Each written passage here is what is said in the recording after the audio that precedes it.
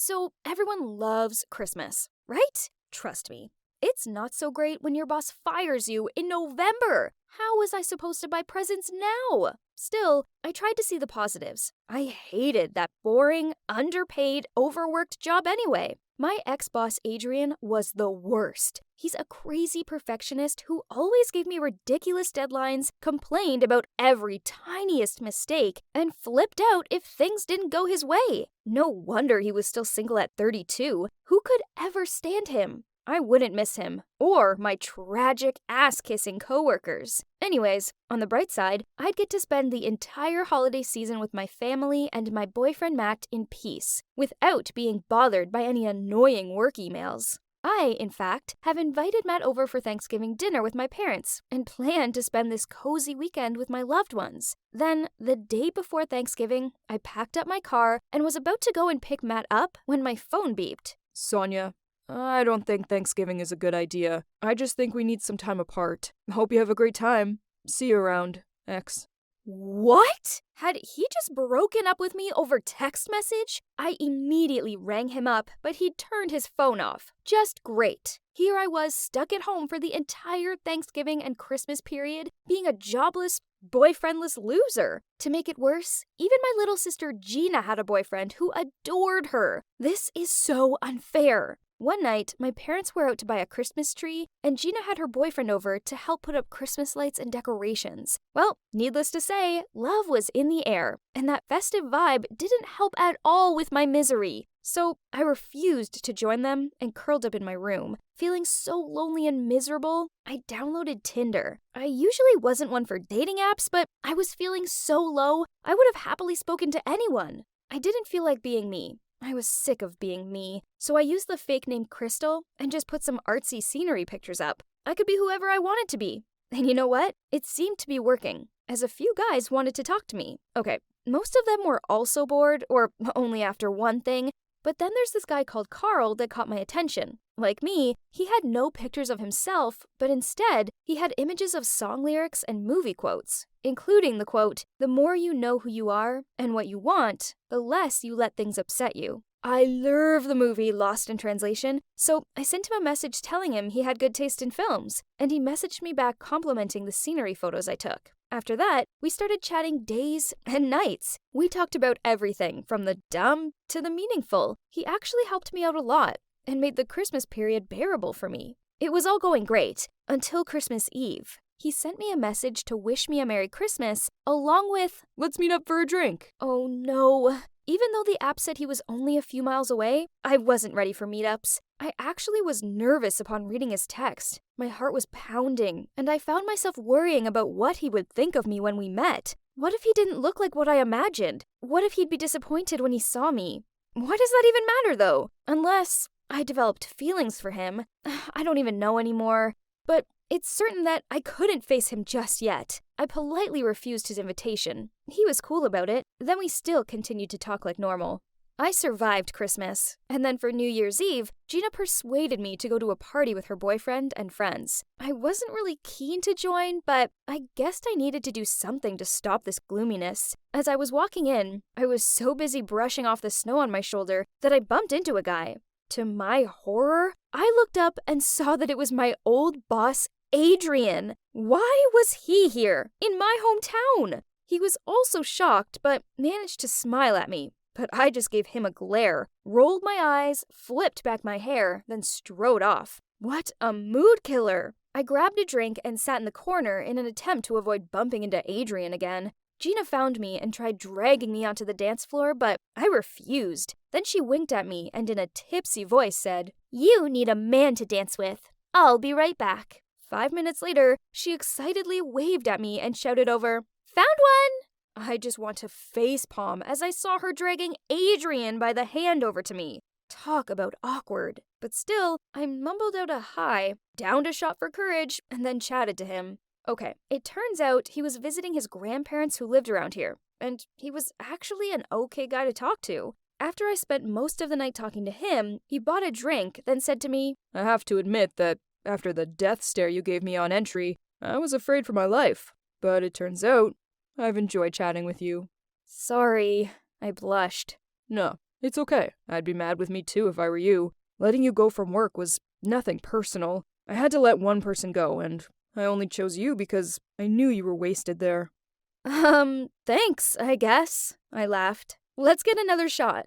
Okay, so maybe Adrian wasn't that bad of a person after all. And I don't know if it's because of all the drinks we downed, the atmosphere, or the fact that everyone else around us was sharing New Year's kisses, that I almost felt like Adrian looked like he wanted to kiss me on the strike of midnight too. And I too didn't dodge it. Luckily, nothing happened. I mean, that would have been weird, right? The next day, Adrian messaged me, saying he would help me set up a job interview at a big media company. Wow, that's amazing! Now I had no excuse to sulk around anymore. I needed to get back to the city and sort my life out. Only, I still couldn't get Carl out of my head.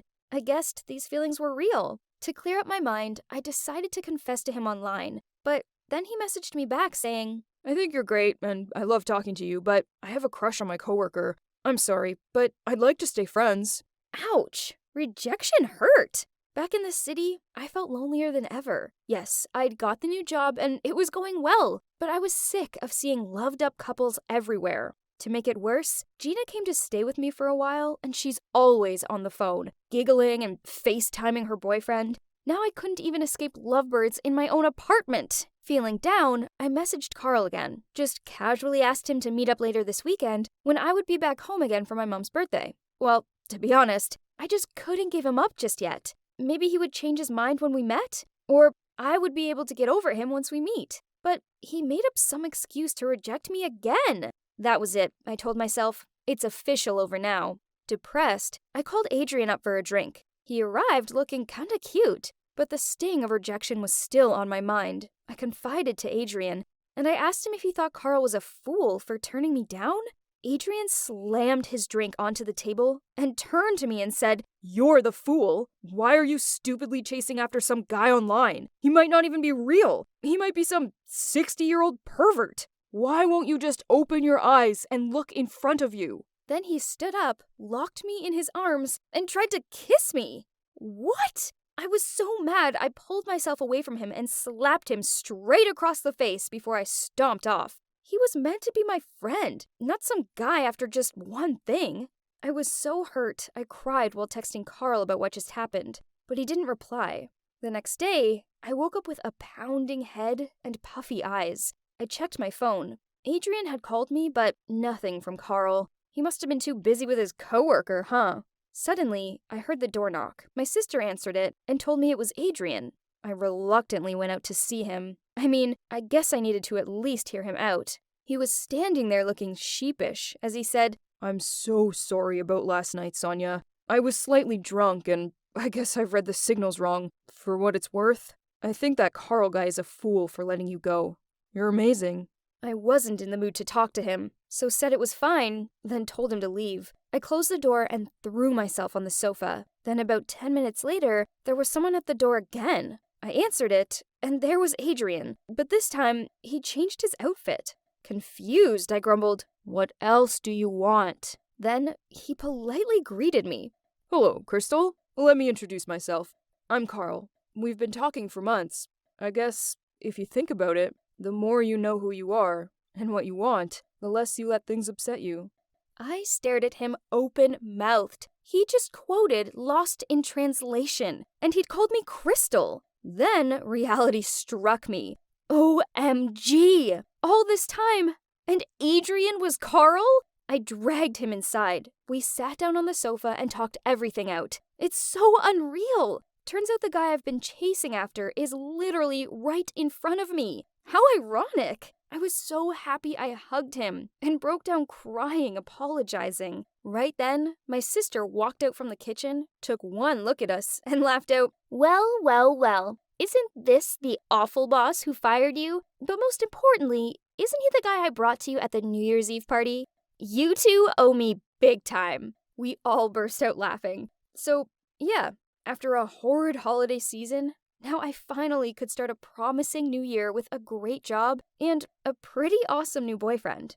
I guess things always have a way of working out in the end, right? Thank you for listening to my story, and wish you guys a good start into the new year.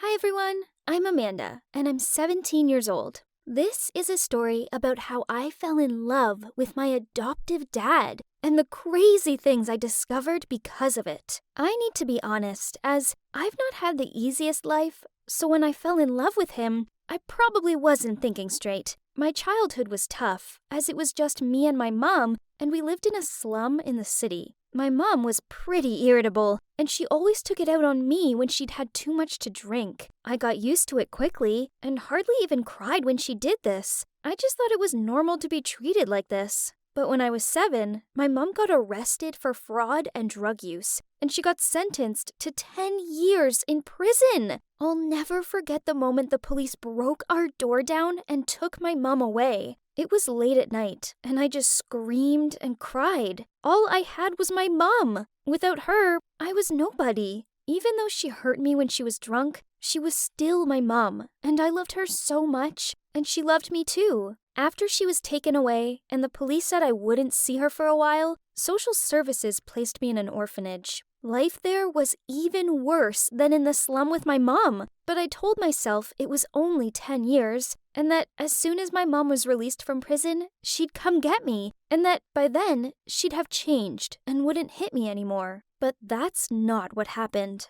After 1 year, an old couple came to adopt me. They'd been trying to have a baby for years with no luck. I thought maybe this was my chance to finally have a loving home. They cried with happiness when they saw me. But the minute we got back to their house, everything went downhill. They were both quite old and strict, and immediately sat me down and went over their set of rules. It was torture. Anytime I did one thing wrong, like accidentally breaking a glass or spilling some soy sauce on the table, they'd punish me by starving me for the whole day, until I almost fainted. After 3 months of this, they took me back to the orphanage and complained that I was a spoiled little brat with no manners. To be honest though, I was relieved. They were old and grumpy, and we clearly weren't well suited. Years passed by, and when I was 12, I was adopted by another family who ran a small restaurant. I stupidly thought it would be better this time, and at first it was.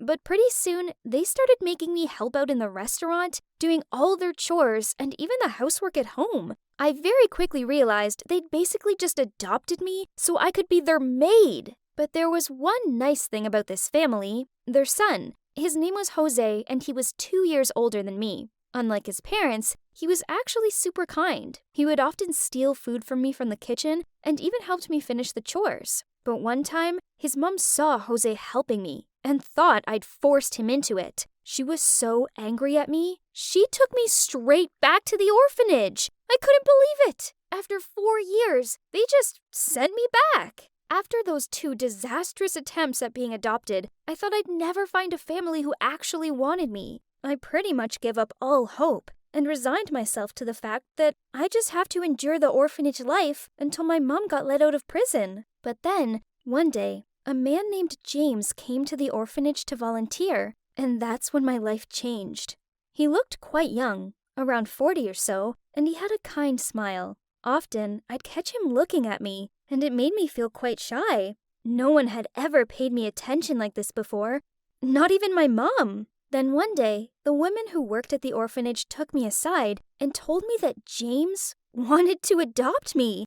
I told them I wasn't interested, and then I went to my room. Honestly, I was sick and tired of these foster families who just used me. I didn't want to go through that again. The next day, I was sitting on the swing in the garden of the orphanage when James came over. I got up off the swing and was about to leave when he asked if we could sit and talk a little bit. I was really hesitant, but he had such a kind face, and I felt bad being rude. He then showed me a photo of a woman and a child, and I couldn't believe how much the child looked like me when I was younger. He told me that they were his wife and his daughter, but that they had died in a car accident 8 months ago, and that he still couldn't get over the loss. So he'd been coming to the orphanage to volunteer, and now he felt ready to adopt someone. Then he looked at me and said, "As soon as I saw you, Amanda, I knew you were the one I wanted to adopt." I didn't know what to say. I felt so sorry for him, and I knew what it felt like to experience loss. So I told him I'd be happy if he wanted to adopt me. He was so excited, and the very next day, He came to pick me up and take me to my new home. I was quite nervous, but as soon as I saw how cozy the house was, covered in family photos and with a nice bedroom for me, I knew I'd made the right decision. James was the perfect adoptive dad. He was polite and kind and always listened to me. He didn't make me do chores, and he didn't create a strict set of rules for me to follow. With him, I could just be myself, and for the first time in years, I was happy. He made me laugh so much. Finally, life was good. But there was just one little problem. You see, I was a teenage girl, and the more time I spent with James, the more I started to think I liked him in a way that wasn't appropriate for a relationship between an adoptive dad and his daughter. One night, he was getting out of the shower, and he'd left the door open. I saw him standing there, wearing a towel around his waist, and I couldn't take my eyes off him.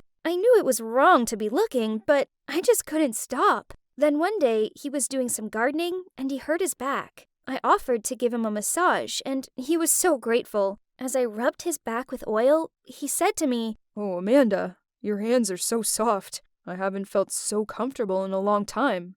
I was glad he couldn't see my face because I was blushing like crazy. Afterwards, he offered to give me a foot massage, but I said no because I didn't think I'd be able to handle it. I liked him so much, and that night, I went to bed wondering if he liked me too. And then one night, he asked if he could read me a bedtime story. Even though I was 16, he said he'd always read to his daughter and he missed it. So I said sure he could. And then, you won't believe it, he fell asleep next to me, in my bed. I barely slept a wink that night. I just watched him as he slept and had to stop myself from reaching out to stroke his hair. I so badly wanted to tell him how I felt. But for now, this was enough. Just being close to him and getting to have a peaceful life together. Little did I know that our peace was about to be disrupted. A woman moved in next door to us. Her name was Rosa, and she was seriously gorgeous. After she'd unpacked, we went over to say hi, and straight away,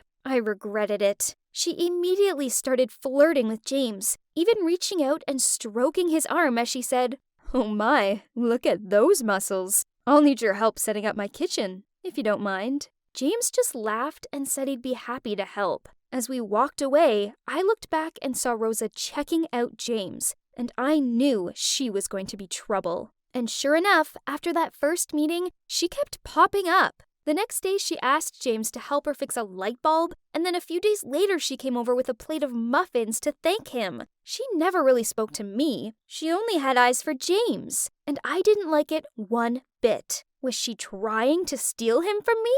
The more she hung around, the more jealous I became. Everything had been perfect until she turned up, and now I was so scared James would fall for her and I'd be all alone again. My feelings were becoming so intense, so I decided there was only one thing for it. I had to tell him how I felt. I was pretty sure he had feelings for me too. I had to act quick before Rosa made a move.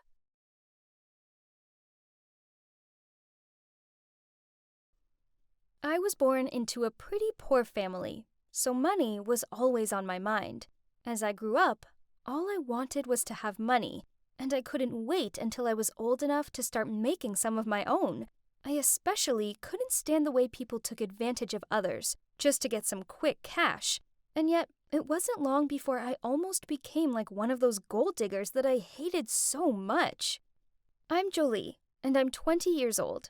You might be wondering why I hate gold diggers. Well, who doesn't? But for starters, my mom was one. Yep, that's right. She ditched me and my dad to marry some rich guy when I was just 5 years old. I can't even recall her face, but I still remember that day like it was just yesterday.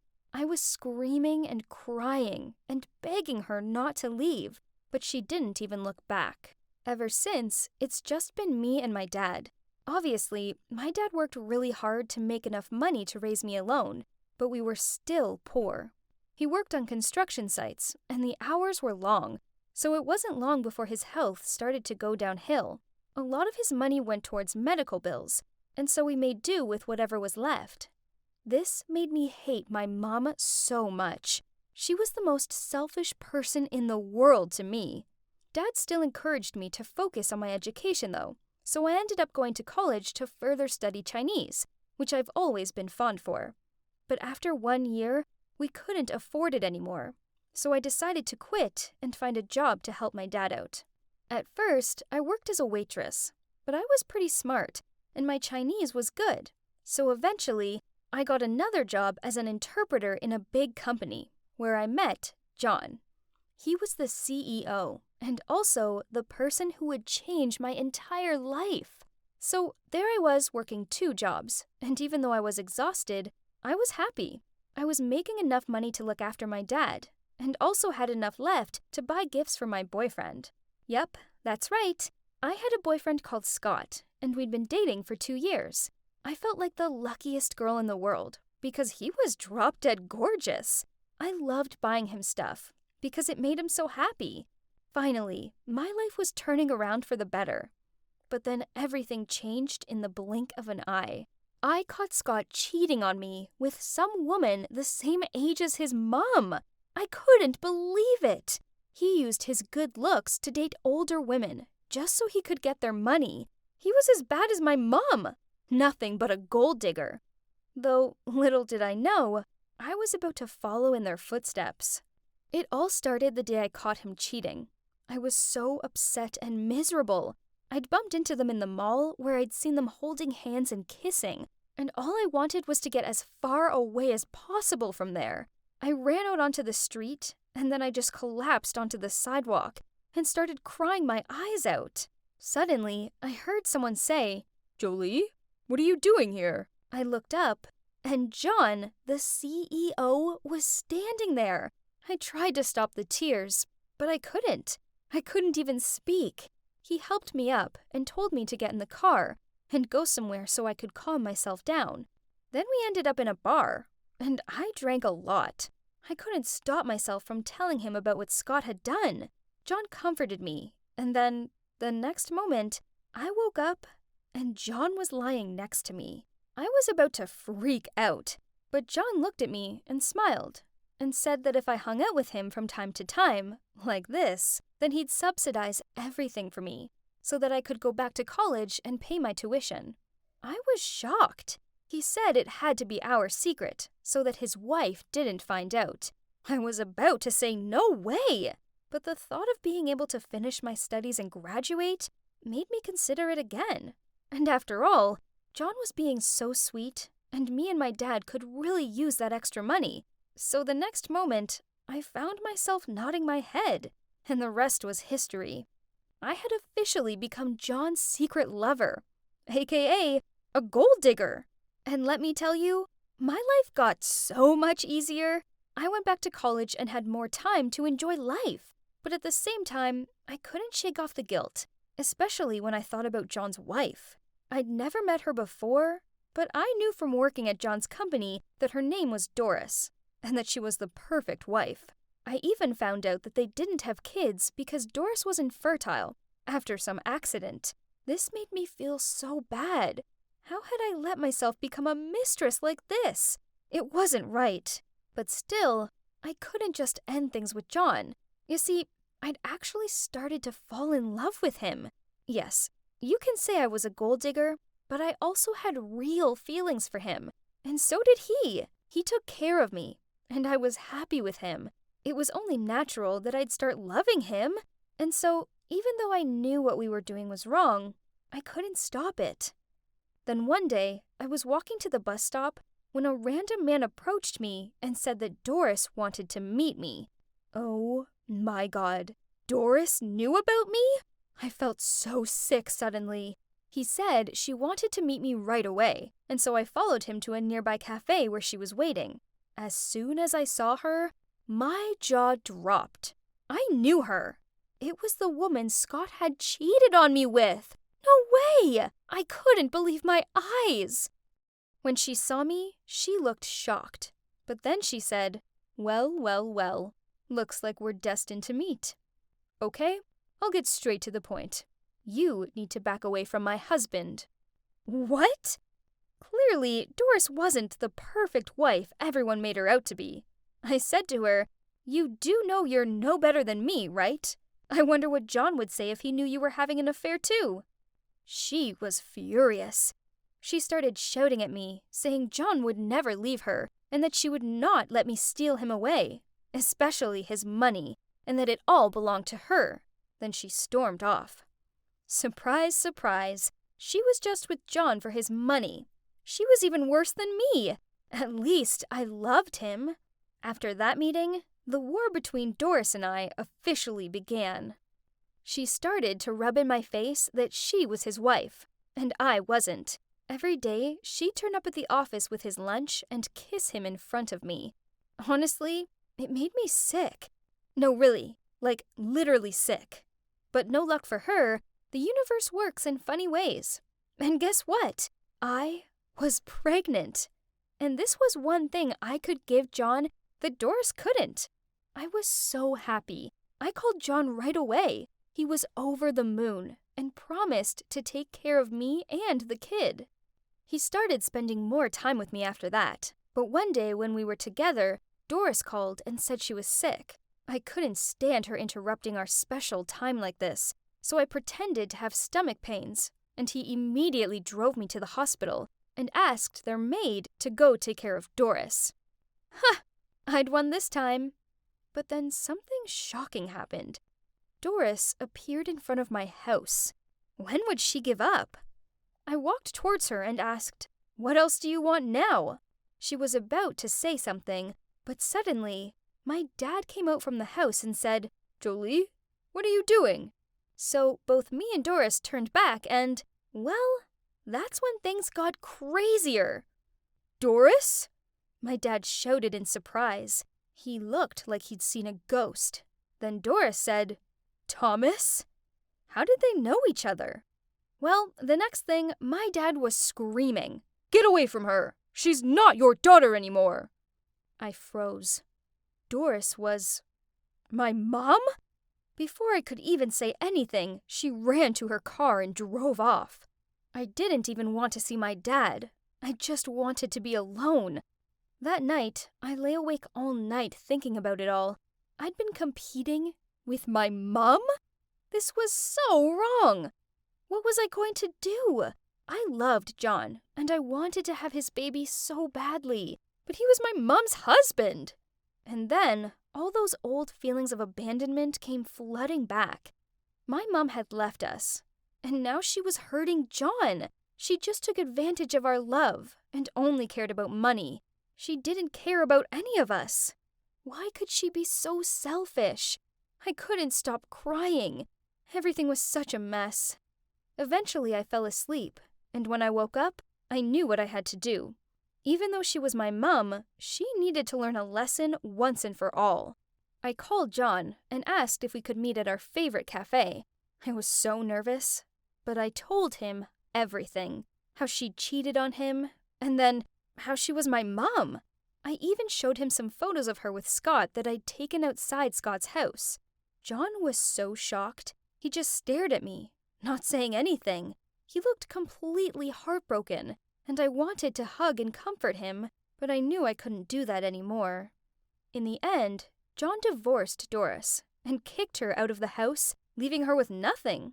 And then, you won't believe it, he proposed to me. What did I say? Well, I'm still deciding. Becoming the wife of my mom's ex-husband just feels a bit strange. My mom has suffered a lot already. I'm not sure I want to make her even more miserable.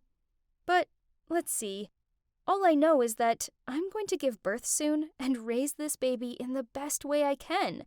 I'm definitely going to be a better mom than my mom was. That's for sure.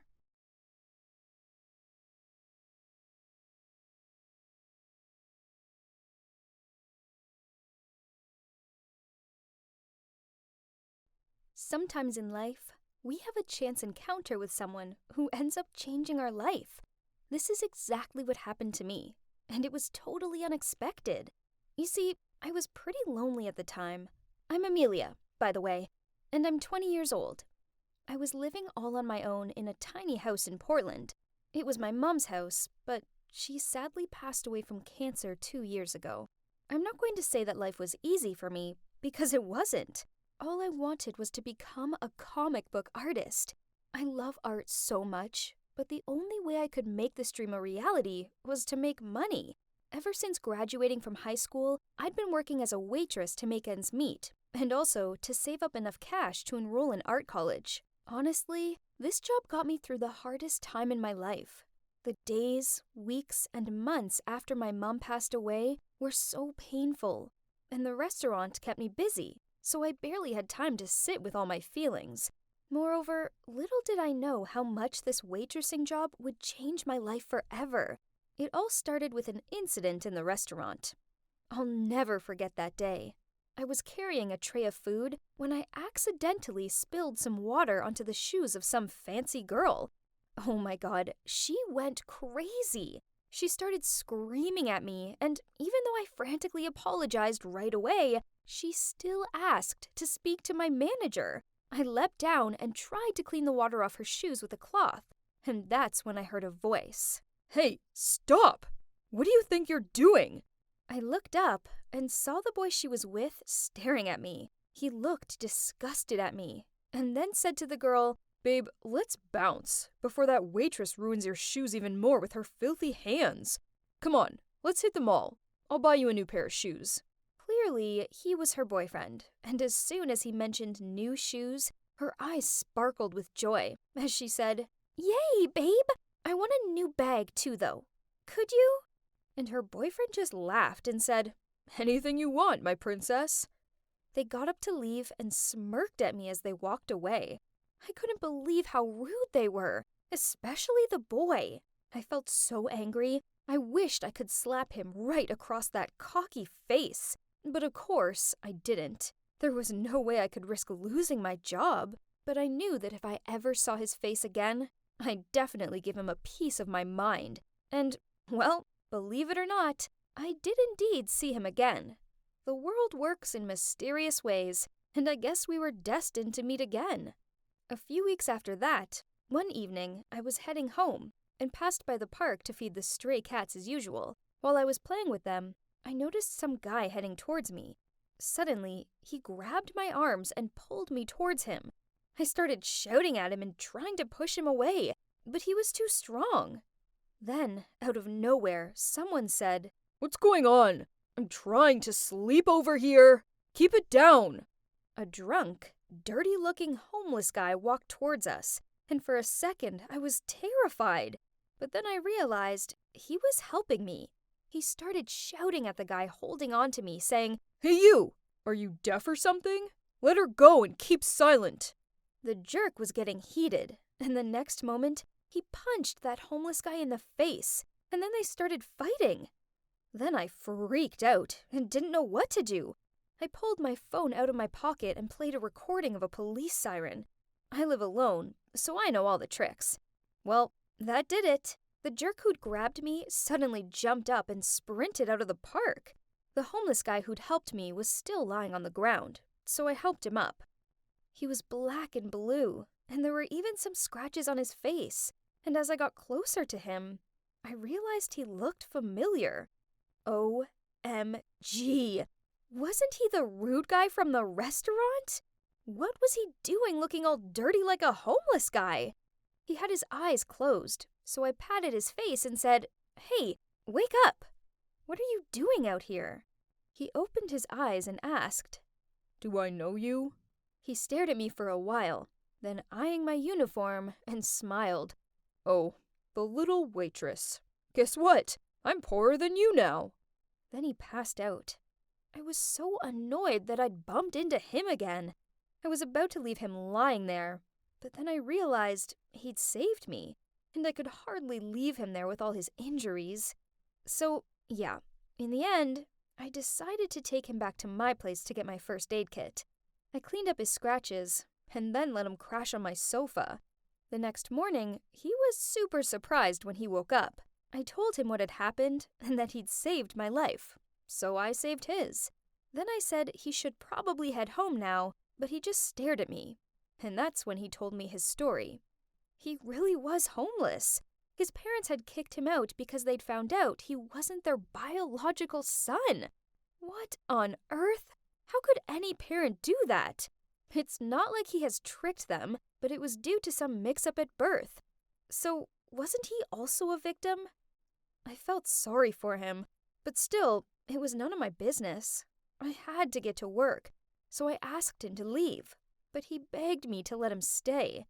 I just looked at him in shock and said, how about you go to your rich girlfriend's place instead? I really need to get going now. But he didn't budge. He said, Oh, don't even mention that gold digger. She only cared about me when I was the only son of a millionaire. Now that I've got nothing, not a cent, she broke up with me. Wow, shocker. But, well, it's not like I couldn't tell that she has a lousy personality right from the get-go. So I said, well, what about your friends? Can't you crash with them? But he said no. It started to frustrate me. So I said, you can't stay here. I don't even know a thing about you. Then he splurted out, Hi, I'm Jude. I'm 22 years old, I've got all my fingers and toes, and my criminal record is clean. There you go. Now you know me. And he topped it off with a grin, as if that could win me over. He then went on to say that he'd pay rent, and that when he found a job and stuff, he'd leave. I hesitated. I mean, I couldn't live with a strange guy. But then I thought about that extra money I'd get if he helped with rent.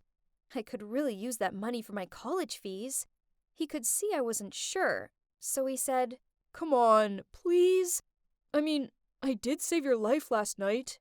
But there's only one bedroom, I said. Don't worry, I'll sleep here. He pointed at the sofa. I thought for a while, then nodded my head and agreed. And only for 1 month, okay? Then I made him shower and change his clothes, since he was so gross and dirty. But he told me he didn't have anything to change to. I was kicked out, remember? And he even had the cheek to ask me for some money to buy new clothes. No chance. I told him he could wear my clothes, since some of them were quite big. At first, he refused. He said there was no way he was wearing women's clothes. So I said he either wore them or kept his dirty clothes and left my house. Ha! Of course he had no choice. And seeing him in my floral pants was hilarious.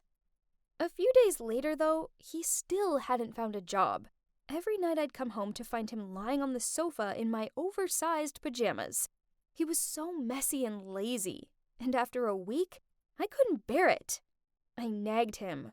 You have to find a job, or how do you expect to pay me rent? And the least you can do is clean up around here. I'm not your maid. He said he'd been looking for an office job, but it was hard as he had no knowledge and experience. This annoyed me, so I suggested he apply for a delivery man position. He looked at me in horror and said, What do you think I am? Oh, hello, you're a homeless boy with nothing. What else do you want? I thought.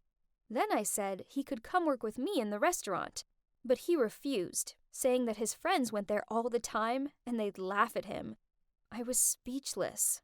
I said, Suit yourself, but after 1 month, you're out of here. A few hours later, he knocked on my bedroom door and said he'd take the restaurant job, but he needed clothes. Finally, I'm glad that this boy has come to his senses. That's great. You can start from tomorrow. I'll call the manager. And I know the exact place where you could get all the stylish clothes for free. Let's go. At first, he was so excited. But when he realized that I was taking him to a clothing donation center, his face changed. He looked disgusted and said, No way. I smirked and said, It's up to you. You either pick something to wear from this place, or you can wear my clothes. I've got a floral dress that would really bring out the color of your eyes. He looked so sulky as he reluctantly went through the rack of used clothes. It was so funny. But everything was only about to start. You won't believe what happened next. Stay tuned for part 2 to see how things went between Jude and I.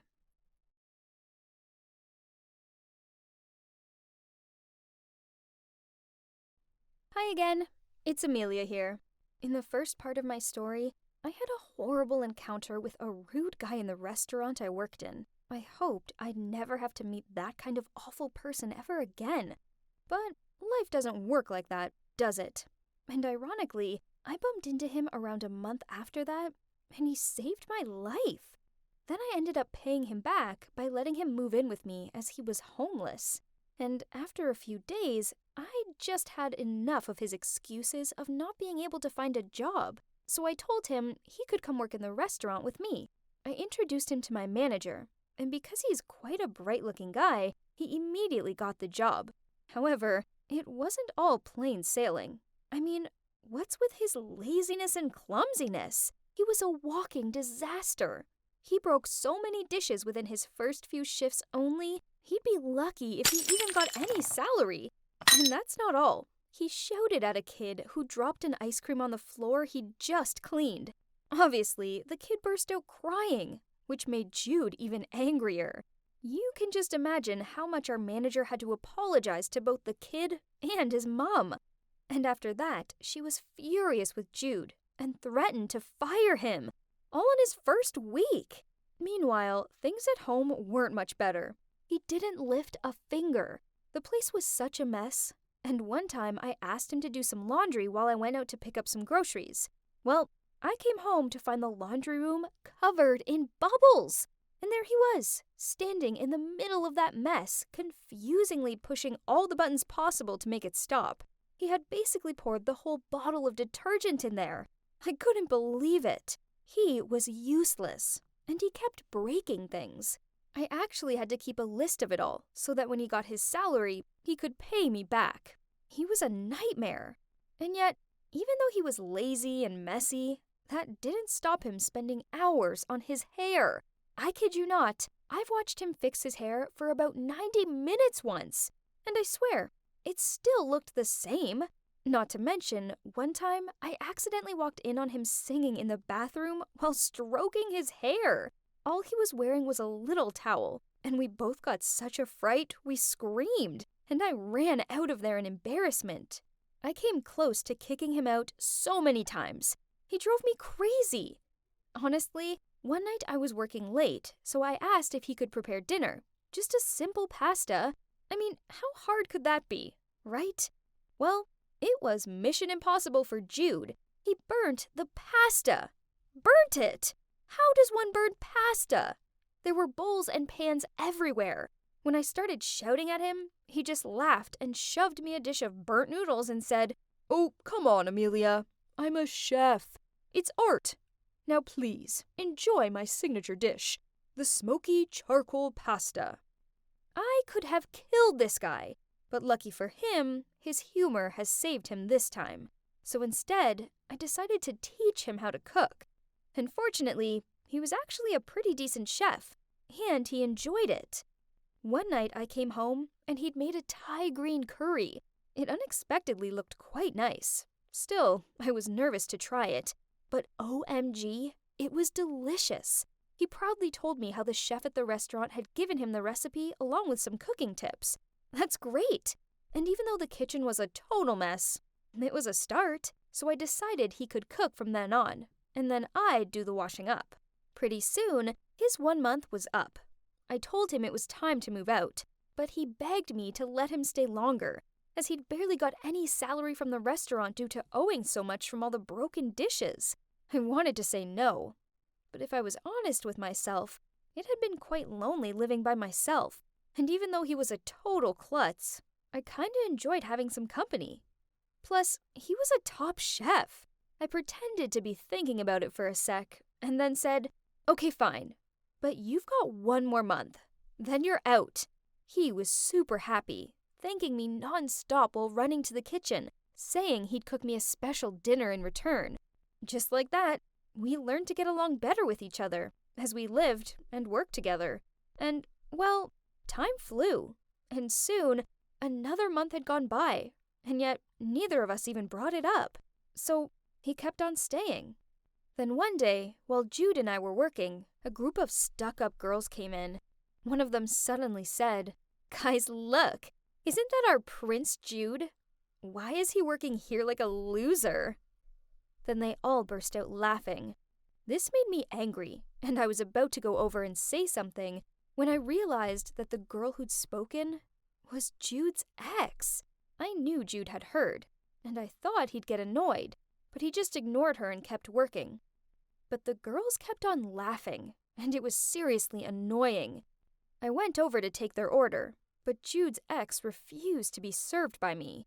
She kept asking for Jude to take their order, and when I said he was busy, she demanded to see our manager. Eventually, he went to serve them, but his ex kept on harassing him. She even dropped water all over the floor so that he'd have to come and clean it up. I offered to do it for him, but he wouldn't let me. And then it got worse. As they were leaving, that girl dropped a $10 tip on the floor. I was furious. What a spoiled brat. I thought Jude would leave it, but he calmly sat down to pick it up while the group of girls all burst out laughing as they walked out of the restaurant. I ran over to comfort Jude, but he just smiled and said, "Hey, I have $10. What do you want for dinner? My treat." Then he went back to work. But every time I looked over at him, I could see he was hurt. I really wanted to yell at his ex. How rude can a person get? Later that night at dinner, we spoke about everything that had happened that day. I told him he shouldn't feel sad about his ex, because she was rude and never deserved him in the first place. But then he just laughed it off and said that it wasn't that gold digger that he was bothered by, but actually because it reminded him of his old attitude and the ways he used to treat people, including me on that first day we'd met. Then he sighed and said, "I bet if I'd been a better person, a decent son, then my parents wouldn't have kicked me out that heartlessly, even when I wasn't their actual son." Suddenly I felt so sorry for him, but I didn't know what to say to make it better. But to be fair, looking back at the person he was back then when we first met versus now, he was like a totally different guy. He had been doing a great job at work, and all our colleagues loved him. One day, a kid dropped her ice cream, and I stared in shock, waiting for Jude to freak out. But instead, he went over and asked if she was okay, and if she'd like another ice cream. I couldn't believe it. He was so sweet to her. I couldn't stop myself from smiling at him. He'd seriously changed. And even though it pains me to admit, he's a very good-looking guy. So naturally, he got a lot of attention. In fact, a lot of girls came to the restaurant just to be served by him. They even openly flirted with him, and he surely loved it. I just rolled my eyes, wishing I didn't have to see that. There was one girl in particular who came to the restaurant almost every day. She was super pretty, and obviously was trying to get his attention. I noticed one shift that Jude was kind of flirting back. How irritating! I guess he hadn't changed that much then. Then one day, I saw her hand him a piece of paper. When he came back to the counter, he was grinning and said to me, "Looks like I've got a date tonight." I was so annoyed and said, "It's not okay to flirt with the customers. I'll tell our manager." Then I stormed off. Later that afternoon, he clocked out first without telling me, and when I got home from work, I saw him being all dressed up for his date, which made me feel so grumpy for no reason. He was whistling and sounded so happy. Then as he walked out the door, he said, "Don't wait up for me. It might be a late one." Ugh, he was driving me nuts. I told him he had to be home by 10 p.m. or I'd lock him out. He laughed and said, "Are you joking? You're giving me a curfew? Geez, Amelia, if I didn't know better, I'd think you were jealous or something." Ew, I wasn't jealous, and I told him that. Who did he think he was? As if I'd ever be jealous of that girl. No chance. And yet, I couldn't sleep that night. I kept tossing and turning, and thinking about Jude and that pretty girl. Eventually, I got up and decided to go for a walk. Maybe I just needed some fresh air. But as I walked into the park, there he was. But the girl was nowhere to be seen. Instead, he was sitting on a bench surrounded by stray cats. I walked towards him, and he was as surprised to see me as I was to see him. I asked him why he wasn't out on his hot date, and he said, "Oh, the date went well, but I decided to come sleep in the park because I missed your curfew." That made me feel so guilty. I was about to justify myself. Then he winked and said, "Just kidding. Actually, the date was boring. I did come to the bar and hung out with her for a bit, but I strangely felt out of place. So I made up an excuse to leave. I didn't want to come home too early, though, in case you'd laugh in my face. So here I am. I don't know. I think I'm kinda over dating and stuff. Wait, am I hearing it wrong? Our playboy chooses to go play with stray cats instead of hanging out with hot girls in fancy bars? Are you really, Jude? I playfully rubbed his head while teasing him. Can't deny, but I actually felt so relieved hearing him say that the date didn't go well and that nothing happened between him and that girl. In fact, I was strangely happy. But what does that mean? Do you wonder if Jude ever actually moved out? Stay tuned for the final part of my story. You wouldn't want to miss it.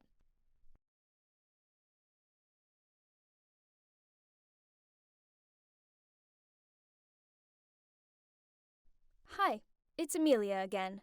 In the second part of my story, Jude started working in the restaurant, and at first, it was a total disaster.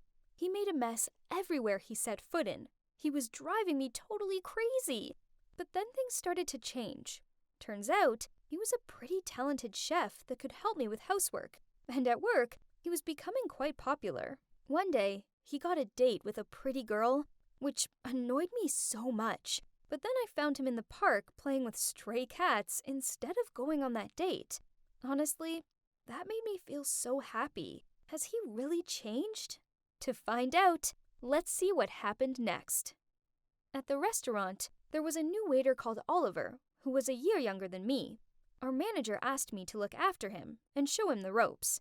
To be honest, I was really impressed with Oliver, as he was such a sweet guy and a fast learner too. Pretty soon, we became closer, and he was like my little brother. Jude, however, did not like him one bit. He was always shouting at Oliver, and even complained that he was careless and clumsy. Talk about the pot calling the kettle black. We all knew that Jude was the clumsiest guy in the world. Anyway, Jude's birthday was coming up, and I wanted to buy him a new shirt, seeing as he mainly was wearing old clothes from the donation center. I wanted it to be a surprise, so I asked Oliver to come shopping with me, as Jude and Oliver were pretty much the same size. After buying a beautiful sweatshirt for Jude, Oliver took me home, and as we approached my house, I spotted Jude pacing up and down outside. Was he waiting for someone?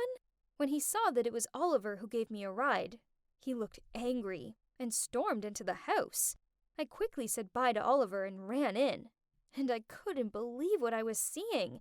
The table was set with a whole bunch of delicious-looking dishes, and there were even candles and flowers. I was so confused. Had he invited a girl over for a date? How dare he? I asked him what it was for, and he said, "What day is it today? Did you forget it?" "Oh, so all of this was for his birthday party?" I just laughed and handed him the gift bag. He immediately looked so happy. What a child. But then he suddenly gave me a doubtful look and asked, "But what did you do in the afternoon? And with that Oliver guy?" I told him I'd asked Oliver to help me go shopping for his birthday, and then I jokingly said, "But why are you suddenly so curious? Why, you looked so annoyed upon seeing him. Are you jealous or something?" I wasn't expecting what happened next.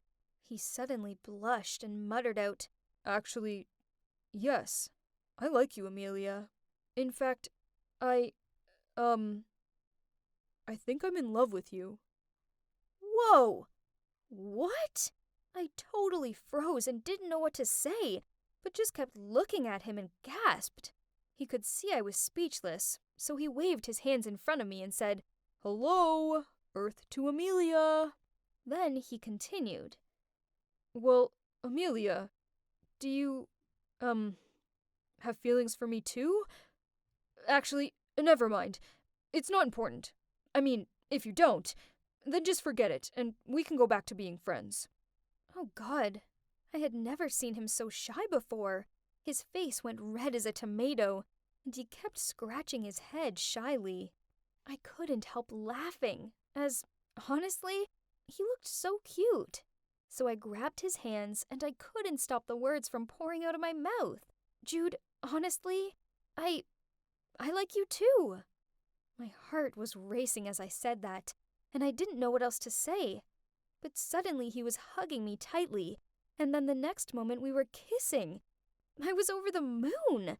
I hadn't realized how much I'd wanted that to happen. It felt amazing. From that moment on, we were inseparable. We lived together, worked together, and in our spare time we went camping, hung out in the park, and cycled to watch the sunset. He cared about me so much, and I don't think I'd ever been that happy in my life before. I didn't think life could be that great.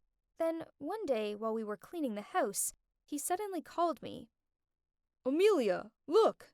How cute these pictures are! You drew them, right? Wow, you're gifted. I realized he was looking at my box of comic books I'd drawn, which I'd hid under the bed. I felt kinda embarrassed, and told him that I hadn't done any drawings in a while. Then he asked me why I stopped, and I told him about how it had always been my dream to go to art college, but since my mum passed away, I'd had to forget it for a while and focus on just surviving. Jude suddenly grabbed my hands and said, Honey, let's make this dream happen. I'll help you, okay? I was so touched and gave him the biggest hug as a response. Jude was my everything, and best of all, he always supported me. And now, he encouraged me to follow my dream too. Time went on, and everything was going amazingly, until one day, when everything changed. Jude and I were out walking when a luxury black car stopped next to us. A random guy appeared and told us to get in the car.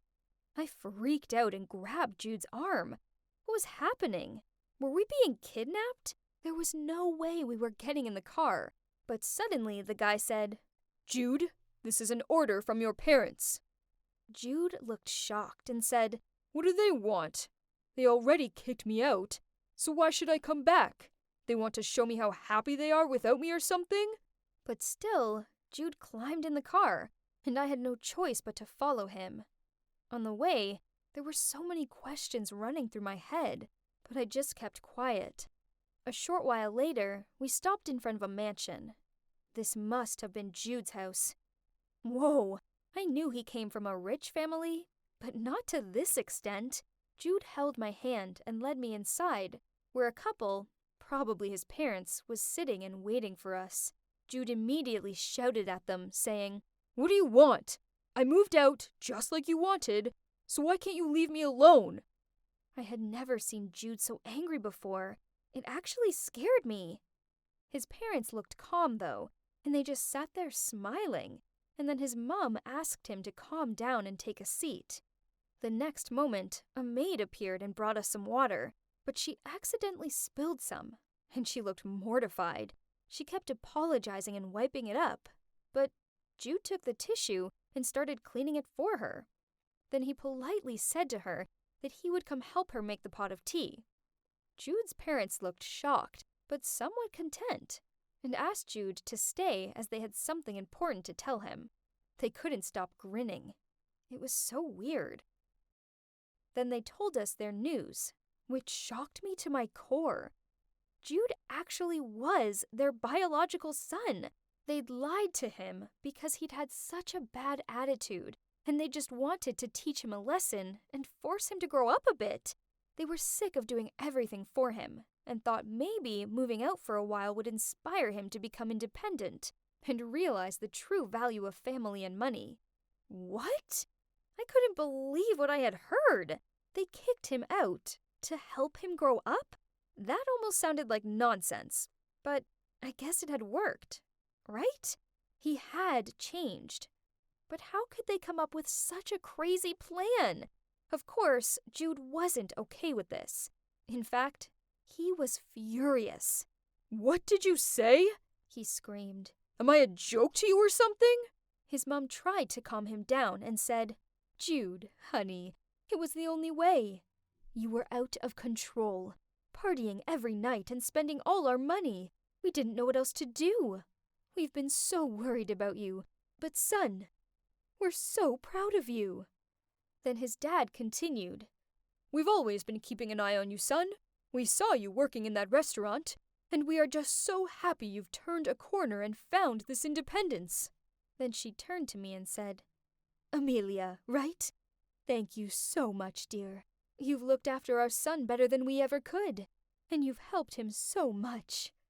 I just blushed and said, "No, it's Jude who takes care of me, actually. He's been amazing." Jude was squeezing my hand tightly, and I could see how shocked he was. Over the past 6 months, he'd been on a complete roller coaster. From being abandoned by his parents to discovering that they'd lied to him just to teach him a lesson. I couldn't believe they'd done it. But to be honest, I was grateful. Otherwise, I wouldn't have met him, and he might still be out there dating gold diggers and partying his life away. So I turned to him and said, "Babe, I know it hurts right now, but your parents did what they thought was best for you. Plus, thanks to that, you were able to realize who your true friends were, right? The ones who don't take advantage of you because of your money." It took a few moments, but then he gave me a gentle smile, and it was like he finally understood everything. He looked at his parents and said, "You guys are crazy, but if you hadn't done something so ridiculous, I'd never have met Amelia. She's made me the man I am today. Without her, and without both of you, I'd never have changed. Gosh, I miss you both. Mom, Dad, thank you." At that, they all burst into tears and started hugging, and I just stood there, the tears pouring down my cheeks too. Watching them reunite like that was so touching, and it really made me miss my own mom. After that, we left, and as we were walking home in silence, Jude suddenly stopped and turned to me. "Amelia, thank you. Thank you for never giving up on me and for taking care of me. And now, it's my turn. I want you to go to art college and make your dreams a reality. Don't worry about money or anything. Just go make your mom and me proud." I was speechless. I started crying again and gave him the biggest hug of my life. And guess what? We've moved into a new place downtown, and I'm about to start art college next week. Jude is working in his dad's company, and I have a feeling we're going to get engaged soon. Don't tell Jude, but I found the ring box he hid in his wardrobe, though. But I'll surely say yes, and then we can get married after I graduate. It has been a crazy journey, but I wouldn't want it to be any other way. I'm so excited for what's to come. Wish me luck!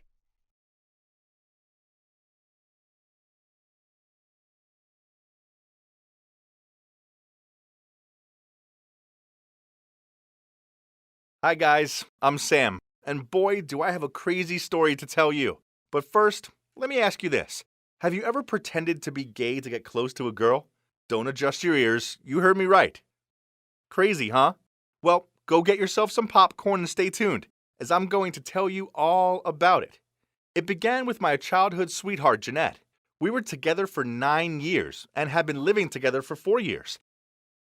The most commonly asked question our friends and family threw at me was, "Why haven't you proposed yet?"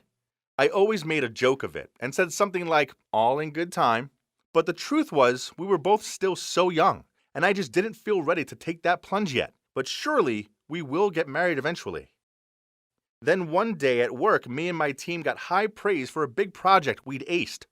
To celebrate, I invited them over to mine to have a celebratory pizza lunch break. I knew Jeanette was working from home, but I didn't think she'd mind. I mean, who wouldn't want pizza? I led my colleagues into my place saying, "Hi honey, I'm home." Then my foot ended up entangled in something and I almost fell over. I reached down to free myself and lifted a bra. That's when I saw that there was a trail of clothes all over the floor. Then I heard moaning sounds coming from the bedroom. Oh dear God, please no. If she was doing what I thought she was, I would slam my head to a wall. And guess what? I walked into the bedroom, and there was Jeanette, in our bed with some other dude. They were so preoccupied that they didn't even notice me, so I coughed loudly to get their attention. She looked completely shocked, then sputtered out, "Sam, what are you doing here? Aren't you working?" Wow, this girl even dared to question me? I replied, "Oh, now you suddenly care about me? Ain't I the one who should be asking what on earth you guys are doing? Can't believe this." Then I walked out of there and back into the living room where all of my colleagues were standing there gawping at me. Oh no, I'd forgotten about them. I tried to keep some sort of composure as I politely asked them to leave, and also said I may be a little bit late back to work. Then that dude appeared and started picking his clothes off the floor.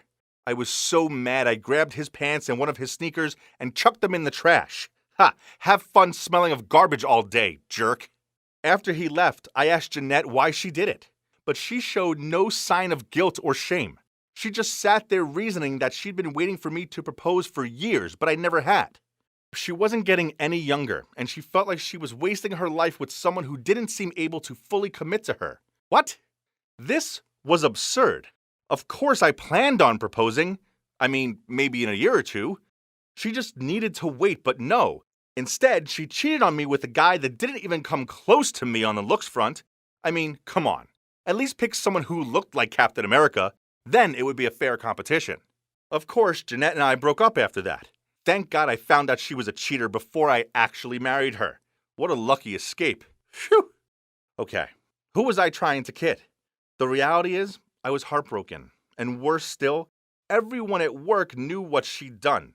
The only thing keeping me going were ice cream-fueled nights in watching low-budget horror movies.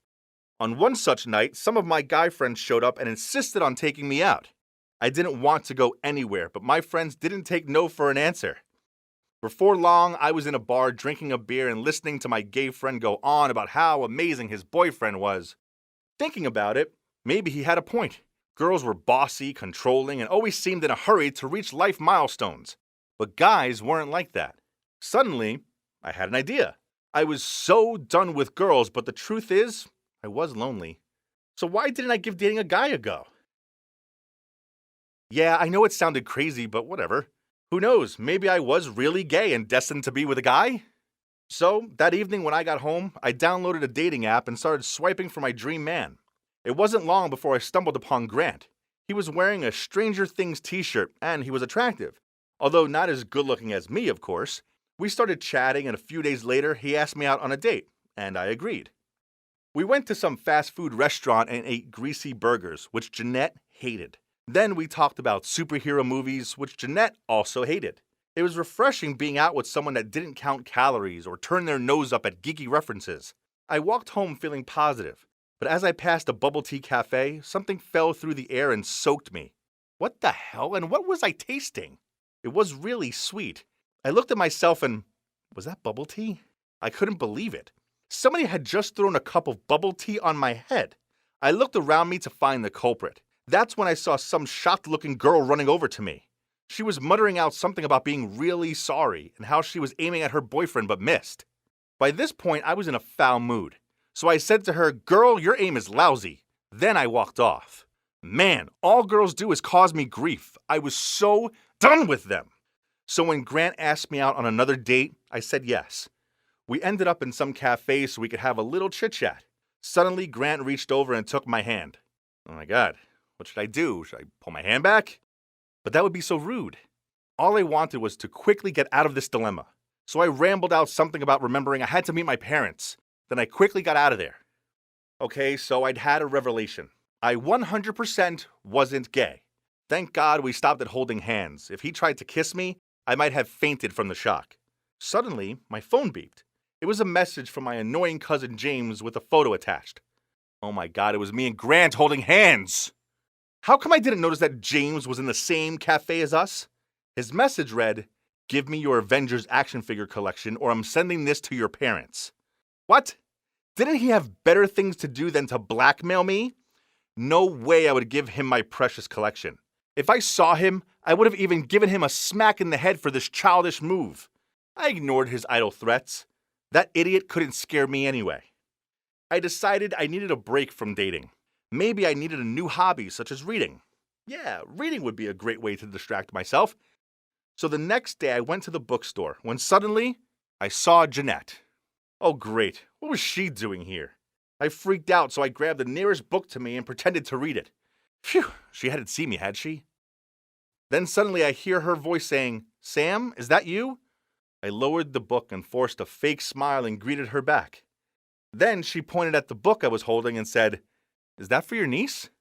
Seeing her had made me all flustered, so I muttered out, no, it's for me. She gave me a weird look, then said, oh, I didn't realize you were into those kinds of novels. What? I looked at the book I was holding. Oh, just great. I was holding The Sisterhood of the Traveling Pants. I was about to correct myself when suddenly some seriously handsome guy appeared and put his hand on Jeanette's waist. Sam, this is Nick, my fiancé. She showed me the massive diamond ring on her finger. This Nick dude shook my hand. Well, he had a firm grip. Then they started giving each other lovey-dovey looks. This was my cue to leave, so I put that book down, muttered out a goodbye, and hurried out of there. Great. Jeanette had got herself some other hunk, and I was feeling like a loser. I needed to clear my head, so I went for a long walk and found myself at the lake where Jeanette and I went for our first date. Standing there, I remembered how a pigeon had pooped on her jacket, and I'd laughed so much I tripped and dropped my phone in the lake. Ah, the good old days. My memories were interrupted by the sounds of someone sobbing. That's when I spotted a crying girl sitting by the lake. Suddenly, she stood up and it looked like she was going to jump.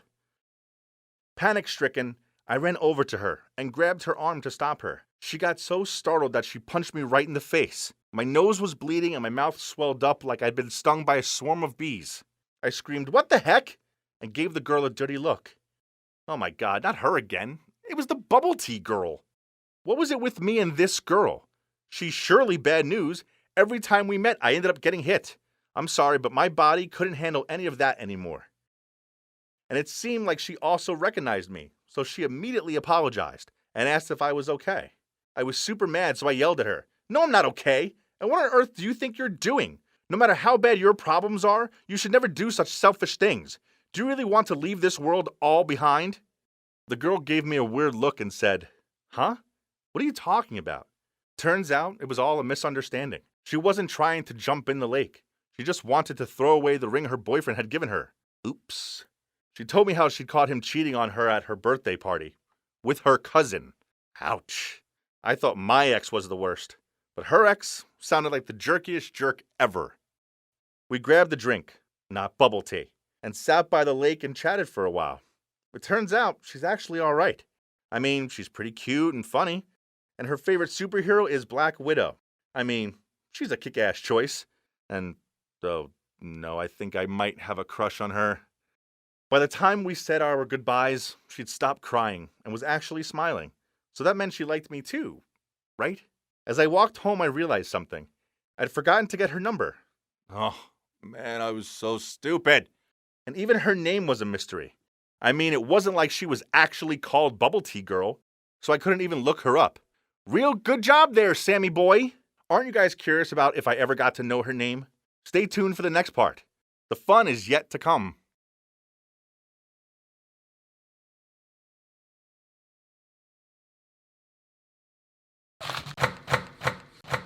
Hi guys, it's Sam, your favorite single guy. After my girlfriend of 9 years, Jeanette, cheated on me, I decided to give up on girls and try dating a guy instead. It took a few dates with this guy called Grant for me to realize that I'm not gay. Feeling confused, I wandered over to the lake. That's when I saw the bubble tea girl sobbing her heart out. We ended up chatting and turns out she's pretty amazing. But being the dumb guy I am, I forgot to ask her for her name and number. I'd already run into her twice, so surely it wouldn't be long until our paths crossed again, right? But weeks went by, and there was no sign of her. I even spent a few afternoons in the bubble tea cafe in an attempt to find her again. I didn't spot her, but I did find her look-alike. The poor girl looked terrified when I charged up to her shouting, "Yes, I found you!" Oops. I just couldn't stop thinking about her. Ugh, this was so annoying. Then, to make my day even worse, my mother called and asked me to come over for an emergency meeting. There's no point arguing with my mother, as she's a formidable force, so I went straight round there. As soon as I walked through the door, she waved her phone in front of me. There was the picture of me holding that Grant guy's hand. It seems James had stayed true to his threat. That jerk. He was definitely off my Christmas card list. Mom sternly asked me, "Who is that young man, and are you having an affair with him? What about Jeanette, that poor girl?" Oh yeah, I may have forgotten to tell them that I wasn't with Jeanette anymore. I told my parents to get a stiff drink and sit down. Then I filled him in on Jeanette cheating on me, the breakup, and how in my confused and lonely state I thought I might be gay. But I realized I wasn't. My parents didn't look convinced by my story. They have nothing against the LGBT community, but they own a pharmaceutical company, which I will take over in a few years, and it's important to them that the family has a successor. Ugh, could they just stop overthinking for a sec? Then my mom glared at me as she said, "Sam, your father and I are insistent that you end it with this man at once, and then you shall attend the dates we set up. I happen to know a family with a lovely daughter who's around your age. I'll invite her round for dinner tomorrow night. Make sure you dress smartly." I had no choice but to agree to this, so I wore this stylish chic Italian suit, and my, oh my, it should be a crime to look as handsome as me. Even I found myself irresistible. The family arrived and I braced myself for my first glance of this girl. What? I knew her. To my shock, it was the bubble tea girl. Her parents introduced her. Her name was Julia. Julia? What a beautiful name. I just couldn't hide my joy. I was smiling the whole time. I couldn't stop myself, even though it might have looked kinda creepy.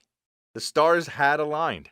The girl of my dreams was sitting opposite me, and wow, I couldn't take my eyes off her. The way she ate, drank, and sneezed, everything was so cute. Oh gosh, I was really falling for this girl. After dinner, my mother suggested I take Julia on a guided tour of the garden, as the roses this season were really beautiful. As soon as we were outside, Julia turned to me and said, "Okay, listen, you're the 10th guy my parents have set me up over the past 2 weeks. I'm exhausted. I have no intention of settling down anyway. So why don't we save each other's time and end it now?" Oh, wow, I didn't see that coming. She didn't like me? I mean, hello? Prince Charming was in a suit, for God's sake. This girl seriously needed her eyes checked. She said, "I'm out of here," and was about to go inside when I had a light bulb moment. Wait, I have an idea. What if we get engaged? She turned around and gave me a shocked look. Well, I'd started this, so I might as well carry on. Your parents are bugging you and mine are bugging me. So let's pretend to get engaged, then we wouldn't have them interfering with our love lives anymore. It would be a win-win for both of us. Julia looked confused and wasn't convinced at all, so I added, "You would still be allowed to date other people, no strings attached.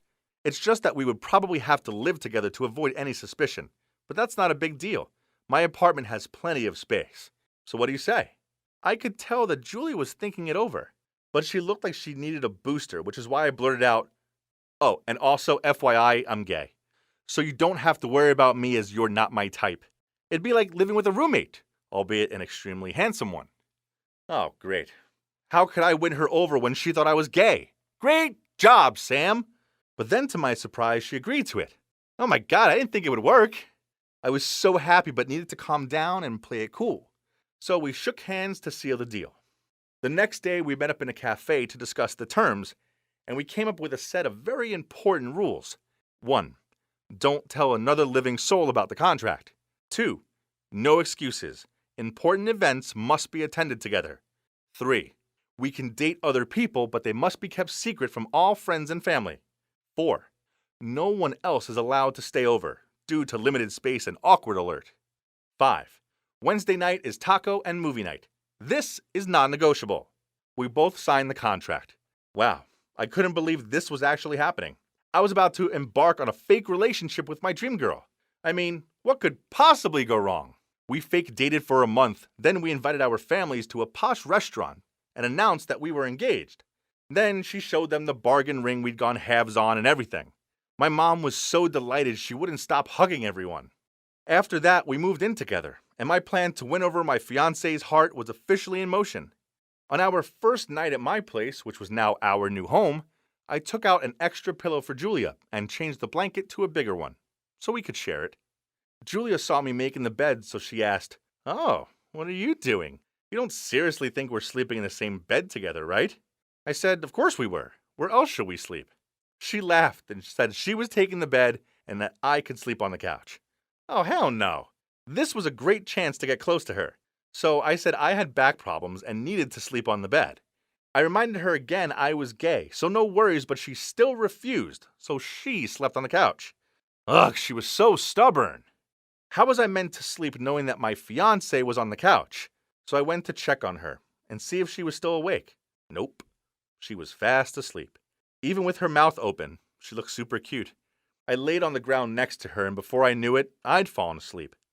I had this amazing dream where Julia and I were chasing each other at the beach, and she was teasing me by splashing water on my face. Suddenly, I woke up as I felt something wet on my face. I opened my eyes, and it was Julia. She was drooling on me. Ugh. I hurried back to the bedroom before she woke up and saw me covered in her slobber, as that would have been awkward.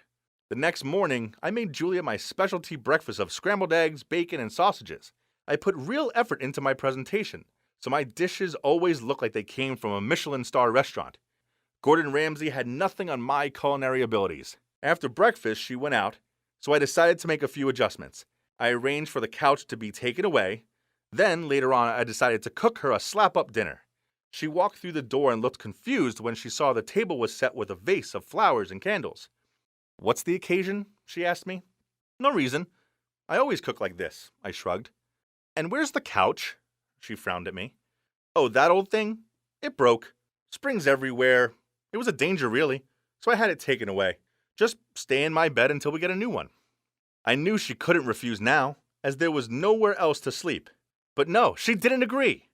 Ugh, she must be doubting I was gay. I knew it. Okay, I still had a backup plan. It was time to bring out the boys. I took a stack of magazines out of my closet and said, "Okay, at least let me find a blanket for you to sleep on." She looked at the magazines with wide eyes. Yes, they were all People's Magazine's Sexiest Man Alive covers.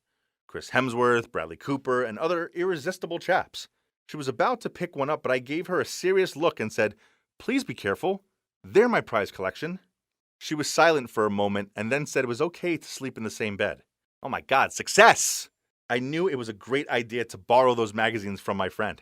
Julia took out some extra pillows, put them in the middle of the bed, and said, "Don't you dare cross the line." I smiled and nodded. The next morning I woke up and was shocked as hell. Julia was hugging me while sleeping. All the pillows she put in the middle were lying on the ground. Looks like she couldn't resist me. I mean, who could blame her? I am a hunk. I just lay there still and enjoying this beautiful moment. But then she suddenly woke up and pushed me out of the bed. Ouch! It was worth the pain though, right? And it didn't stop there. Living with Julia while having to pretend to be gay was a bumpy road that I've decided to take. I must say, but will this bear me some sweet fruit in the end? Stay tuned to find out. Hi, it's Sam again. I'm just your standard guy who, is pretending to be gay so that his fake fiancée Julia has time to realize how much of a stud he is and fall for him. Yeah, I don't know how I got myself into this situation either. Things between Julia and me were going pretty well. Of course, there were a few awkward moments, but that's to be expected, right? One time, we were sitting on deck chairs in the living room, as we still hadn't replaced the couch, and we were watching a movie together.